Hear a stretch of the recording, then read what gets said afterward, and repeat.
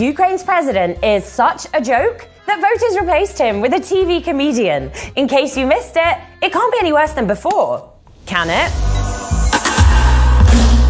The biggest shock of the shock election of Ukraine's president-elect Volodymyr Zelensky is that any analysts are shocked. It's obvious now that the last thing that voters want as president is anyone remotely qualified to do the job, in the traditional sense. More proof, if you need it, of two universal truths: that politicians are useless and voters are stupid. So when a smooth operator like Zelensky comes on the scene, he can win in a landslide. He's the comedy actor who used to be famous for pretending to be president in a TV show. Now he's more famous for being the comedy actor that used to pretend to be the president, who is now actually the president. He ran a postmodern campaign unburdened by policies or plans, but he didn't need them because he had a TV show. That is the ultimate 21st century achievement. This would never happen in a serious country like the US.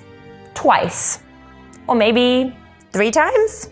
It could even happen in Britain very soon. How do you think this clown got so popular? There is a patronizing hypocrisy in the criticism already being thrown at Zelensky. Before he's even had a chance to fuck anything up, he's accused of not having any actual policies, rejecting the normal method of making some up just to get elected before failing to deliver on them later.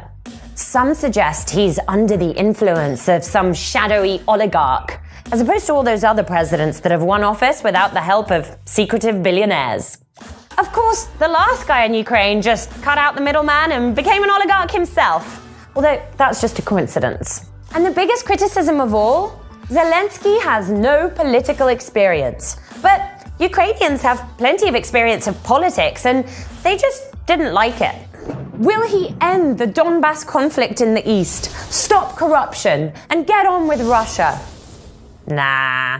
Zelensky will almost certainly mess things up, but in a new and fresh way. And that's a winning policy in today's world. Word is, he's even planning a referendum on EU membership.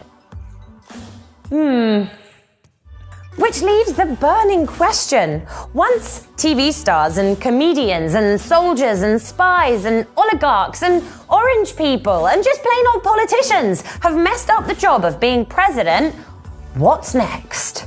We'll probably have to grow them from scratch. I believe China already is.